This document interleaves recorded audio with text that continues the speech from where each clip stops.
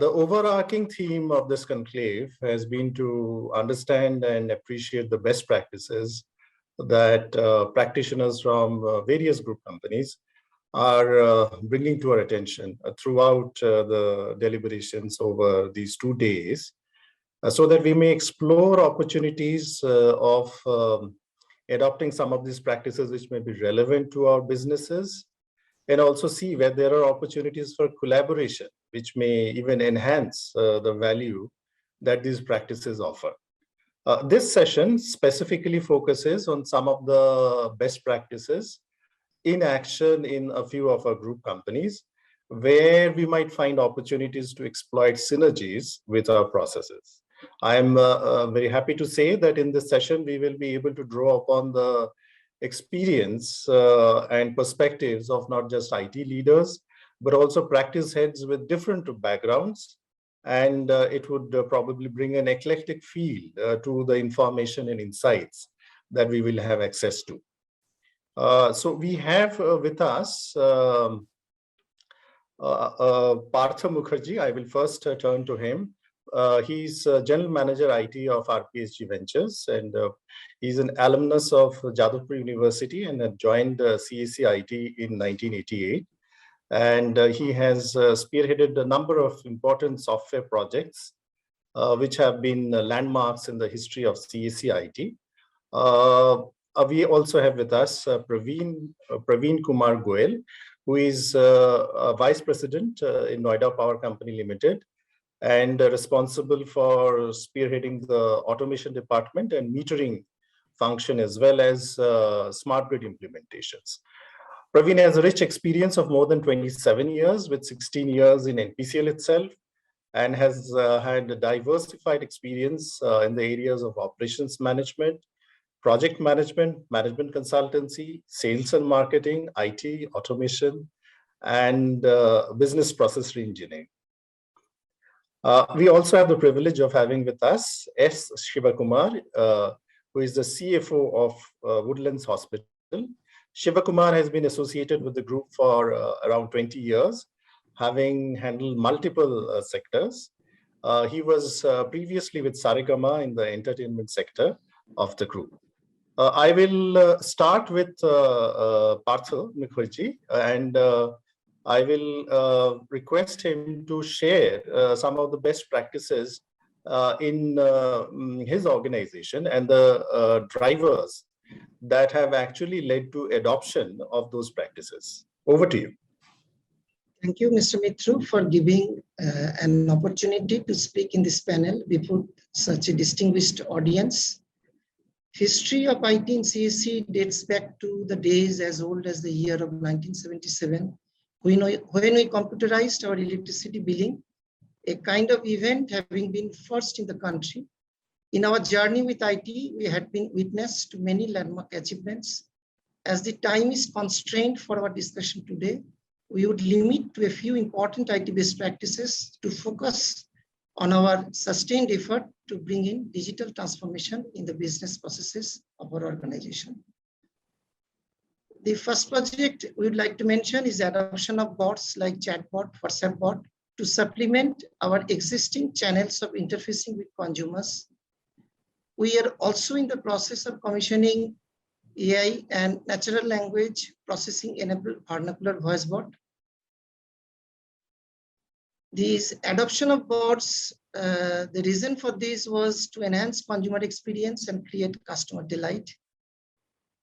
The next project, as a best practice, we would mention another important project is the introduction of AMI smart meter, through which we could commission AMI smart meters using RF mesh, radio frequency mesh technology, provisioning of meters in the hidden system, remote fetching of readings and subsequent billing, remote method of disconnection and reconnection. This project was taken up to ensure error-free billing with correct readings fetched remotely, to monitor and mitigate theft, pilferage, and meter tampering in certain areas of our licensed area, to enable remote disconnection and reconnection. We thought of this smart meter project. The next project we'd like to mention is building up CAC's own state-of-the-art data center using energy efficient, hyper-converged infrastructure and virtualization technology, resulting in consolidation of servers and reduction in server footprint. The data center is ISO 27001 certified. We are also in the process of building another data center for implementing business continuity plan. This DCDR project is to bring all hardware infra under one roof and also to provide near 100% uptime to all mission critical applications running out of the DC. Further, keeping in mind of the requirement of business continuity plan, the need of second DC was also felt.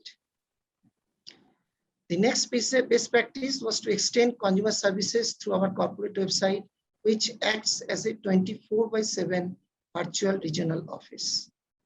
To reduce footfall in our regional offices during COVID times or otherwise, the need of a virtual platform like corporate website to address consumer issues was felt.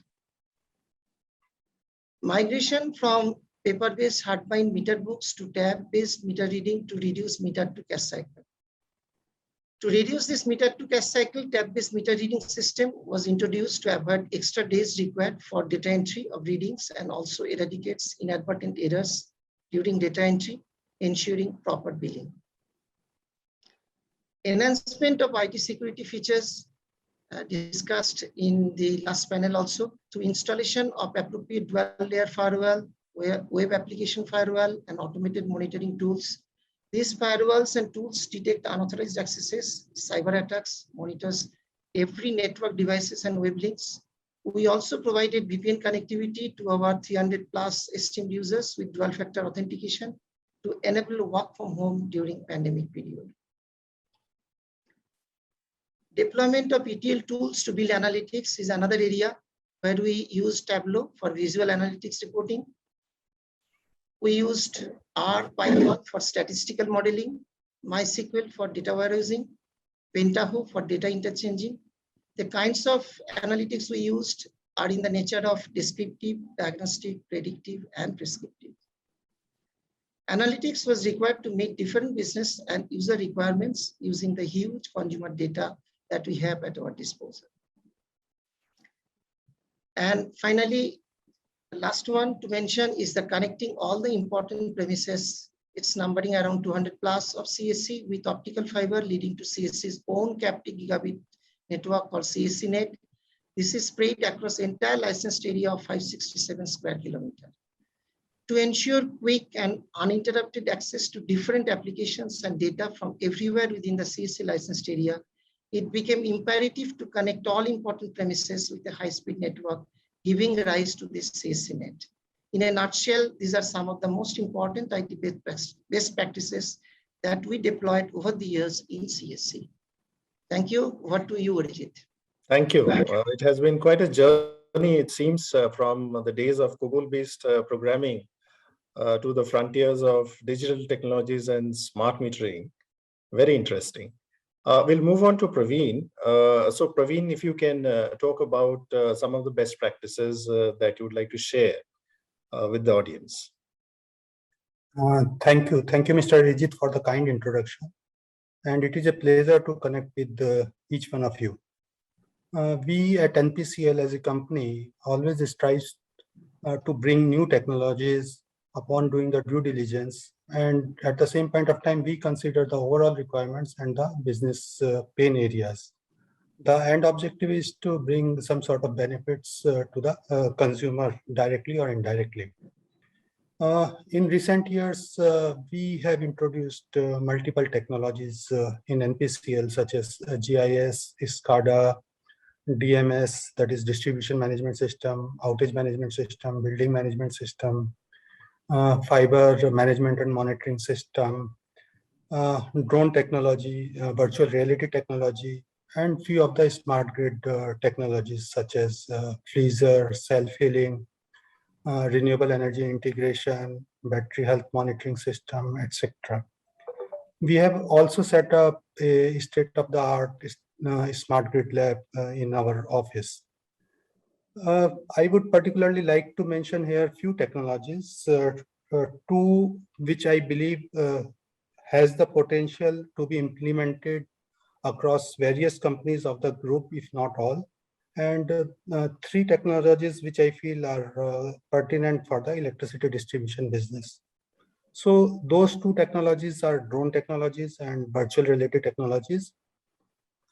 The use cases which were defined earlier for implementation of drone technologies are in the areas of overhead line preventive maintenance. I mean, to assist over, the overhead line preventive maintenance. How I will come in, a bit later. To do the vegetation management, to identify the theft cases, and also to update our land base.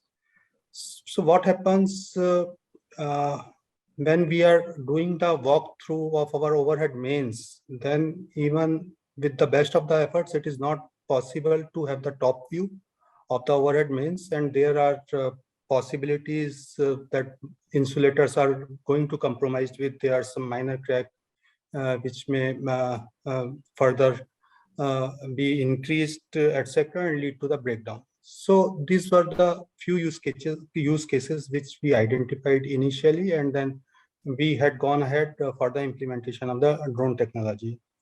Virtual reality technology implementation came particularly from the perspective that few of our installations, which we wanted to showcase to few other stakeholders like regulators, etc.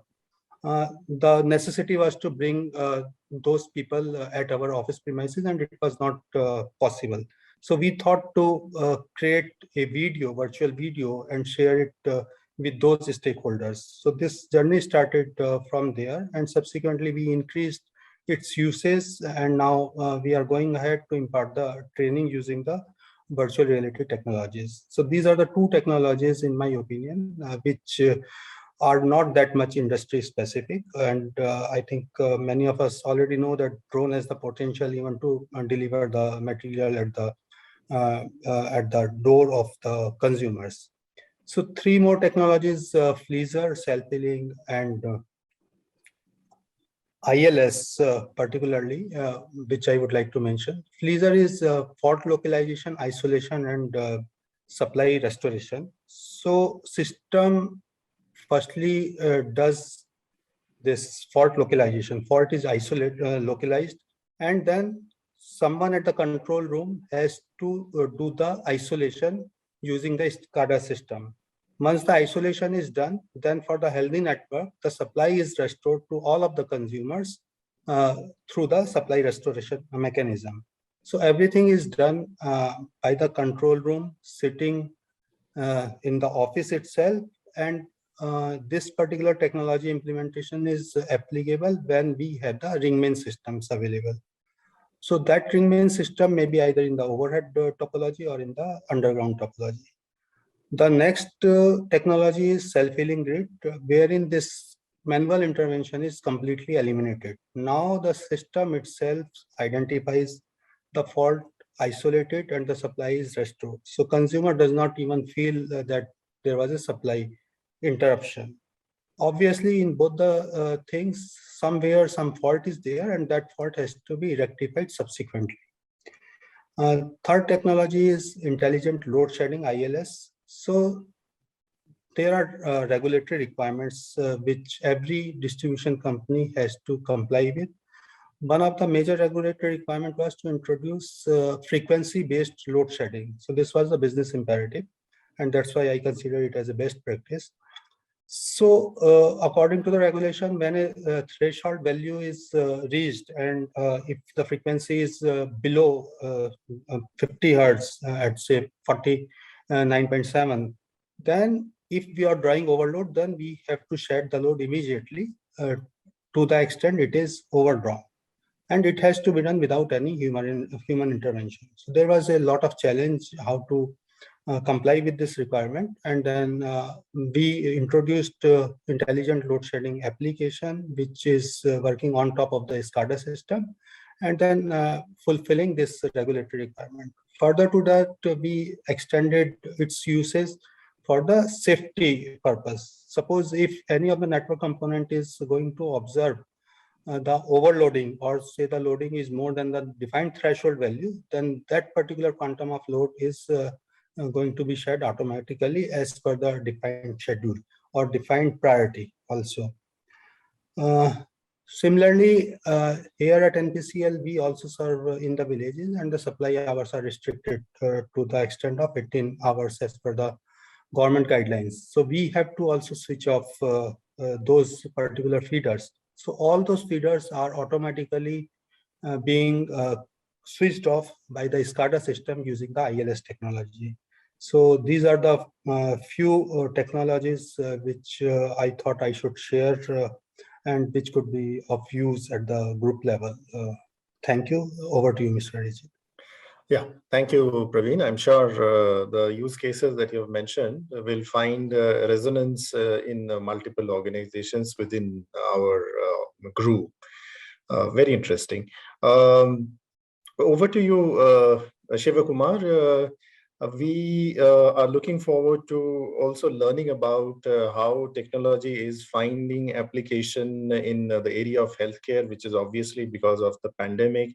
It's an area which we are all focusing upon, and we would like to hear from you about what best practices that you would like to share with us. Thanks, Arijit. Good afternoon to all. Firstly, let me thank Mr. Bandari and the entire Cross Synergy team for this invitation.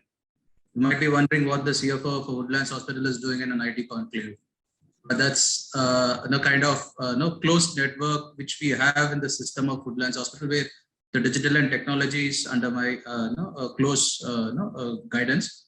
So that's how I going to share with a couple of things what the Woodlands Hospital. I'm focusing more from a point of how, as a hospital, when the entire last 18 months, you might have seen many of the sectors would have gone really under down. But health sector from the day of the pandemic breakout until now, I mean, now it's absolutely sleepless, restless, and we have been really pushing ourselves out, really hard in terms of from the doctors or the nurses or the entire healthcare workers. And hence, this the role of the technology and digital become a very critical on how the hospital was able to really take that as a kind of a challenge, and also really able to push itself to deliver.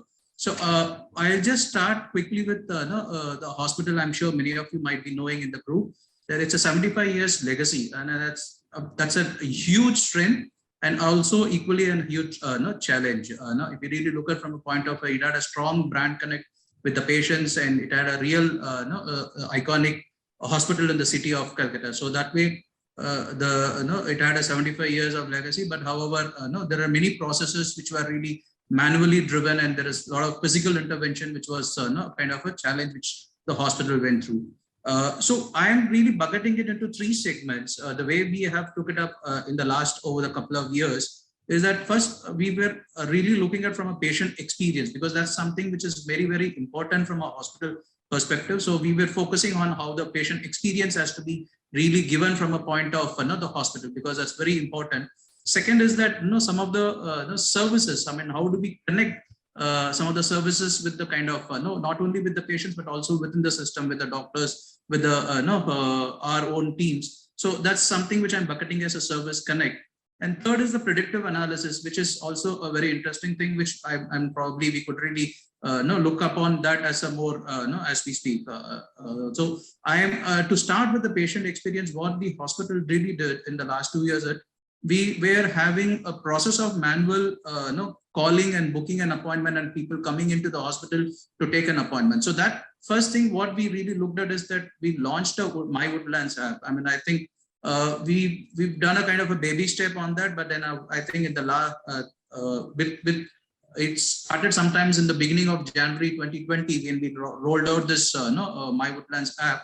But then within 3 months we encountered with this global pandemic, which was really kind of a saving grace for us in terms of a lot of other things which happened, and which I'm elaborating it in the next couple of minutes. Then we had a kind of the entire hospital, we tried to provide a Wi-Fi experience, and we made the entire IP patients, where the whole thing was made a IP zone. So Wi-Fi zones were provided to the entire hospital, where the patients and the patient family could really have interactions. And then there is something called, which probably many of you would have got implemented this long back, but for us as a hospital, we were having a feedback mechanism, which is really a kind of a manual collation of data, and then really looking at by each of the department. We have, as we speak, we have about 20 plus departments which have a face-to-face interaction with the patients. So each of the department was having their own issues, and this, so that really has to be addressed from a scratch. So then this feedback mechanism which we automated and we really brought into the system has thrown up a lot of insights in the last 18 or 24 months journey. And then last, what we also would like to touch upon is that the kind of the services connect, what the patients were really have to experience in the hospital. Like for example, when we started our COVID care services, or for that matter, we launched the video consultations, where the patient and the doctor have interaction without coming into the hospital.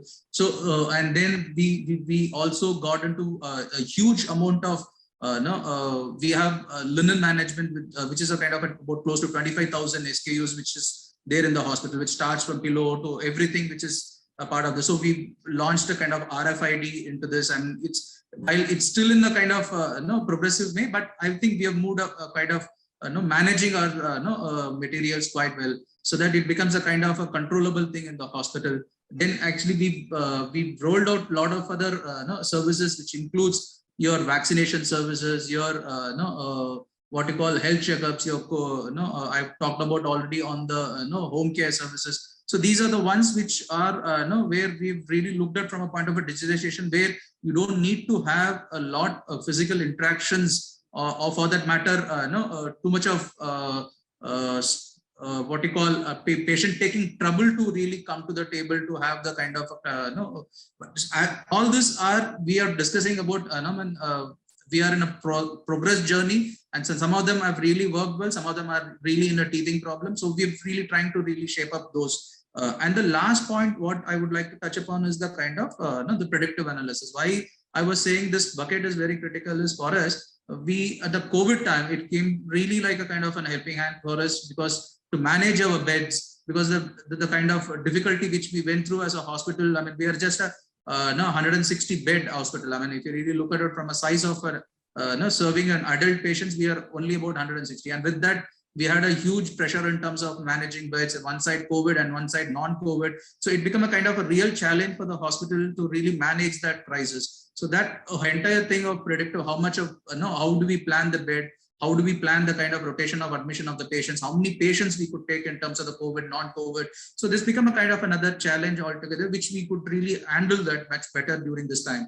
And the other point which I thought it's very important for us to know that the clinical side, where we also analyzed from a point when the vaccination started, the day one vaccination started, and how many patients were after dose 1, dose 2, how many of them were again came back to that when the wave 2 happened. It was a kind of big challenge for us. So then how many patients were coming into an ICU, because after dose 1, dose 2, there are still patients where are they coming in, or so that awareness why the vaccination is quite critical can be brought to table. We analyzed the whole data of the patients who got admitted for the COVID, and we found to know that about 6 to 7% of the people who were actually after double vaccination, they have got admitted. So which means the vaccination is becoming a kind of a major push in terms of driving that whatever has happened so far in the country. So it really seems to be those kind of a data things were really helping the patient, not only from a point of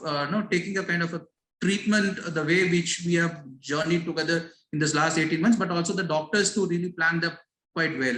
And finally, it's very, very difficult for us in a COVID time when there is a huge amount of pressure in terms of managing the stock, whether it is a clinical medical stocks, I mean consumables, or non-medical consumables. And I think you will never believe the kind of a pressure what the hospital went through. I mean, whether it is a medicines like a remdesivir, the injections which are very critical for a life-saving patients, or for that matter, the oxygens, what we need to really, or for even the PPEs, kind of a basic consumables which we need to manage. So all this we're really having a kind of some kind of an unless you have a data and a scientific way of managing your stocking and how many you need to plan, it will be a kind of a huge pressure on the system, which we could really manage it much better because of the kind of quick relook in terms of the way the digital things been handled in the hospital. So that's from my side in terms of summation how this last 18 to 24 months of the way we have moved in as a hospital side. Yeah, excellent. I think customer information management and approaches and techniques for predictive analytics, they will be relevant for many organizations within the group. Thank you so much for sharing your experience. There's a question that has come across. Maybe you can probably quickly look up and answer that question, specifically meant for the health sector. And also, we are running out of time. So in the interest of time, I would request you to quickly tell us as to what you think these new approaches that have come up. Some have come up probably because of the force of recent circumstances. But what have what kind of impact they are going to have in the times to come on the tangible impact on the business itself? And how do you think that these approaches can evolve? I'm afraid we will probably have just about a minute or two to answer that. So one, if you can go ahead and answer. Yeah, sure. I think Kiran, I think it's a very, very, very, very sensitive topic, which you are rightfully brought it to the notice, because this is a pain which is most of the patients go through in any hospital. Forget about Woodlands, in any bigger hospital. But the whole thing, what we are trying to do from our side is that there are two things which we have introduced. One is that pre-approval, when a patient comes into the hospital, generally what happens when a patient comes with a kind of an illness and with a kind of an insurance card. So what we quickly do is that when the patient declares himself that I'm going to be an insurance patient, we send a kind of an estimate to the insurance companies much in advance. But it has nothing to do with the kind of a digitization. It is just a process which I'm explaining to you. And what happens, we get almost 75 to 80% of this estimation is very close to the bill, and then we generally get that in 100% confirmation. 90% of this case falls into this. The 10% of the case, what you rightly said, some of the patients who go beyond that estimation and they really find the kind of a trouble. It's a common thing where the insurance companies takes a lot of time for them to really revert back. And India, as we speak, it's about some 4 to 5% is the only the insurance penetration which has happened. And most in the next 4-5 years, we strongly believe that this number will be much, much bigger. I mean, in metros, of course, it is much higher. And but as a country, we are overall in that range. And I'm sure a lot of good processes which will come up, and where I feel that when a patient walks in and walks out, for this insurance kind of a delay, there might be substantially reduced. But at this point of time, yes, we do have these kind of issues which come up. But the percentage is much, much, much lower at our end. Right. Thank you.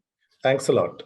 There's a question regarding smart metering also, but since Partha has already replied, we will come to Praveen later on for his take on that question.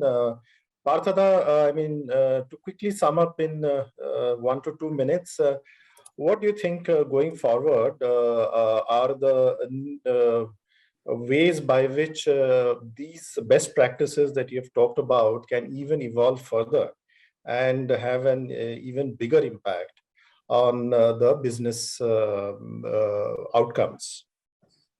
Okay, sure, Arijit. Basically, we talked about the smart meter kind of project. So in order to have that project in place in a proper manner, we plan for adoption of cloud infrastructure in a big way in future. Because of scalability, quick turnaround time, flexibility, and high availability, cloud infra will become the destination of the future. And at the same time, we have an ambitious plan for introduction of NoSQL kind of data repository in this cloud to accommodate huge AMI meter data that would be emanating from it, and development of a prepaid billing system based on the above data. It is something of a regulatory mandate. It is coming to us that the consumers across our country must be having smart meters. We'll be having smart meters in a prepaid mode. So this is an area where things is to be planned in a much better way. and technologically, all the necessary tools should be at our disposal. So we have plans to accommodate that. Yeah, Partha, we will have to stop at this moment because Sure. the next speaker is already there. Praveen, quickly in 1 minute, can you just sum up also about the smart metering question and also the projections for the future? We will just about 1 minute to wrap up.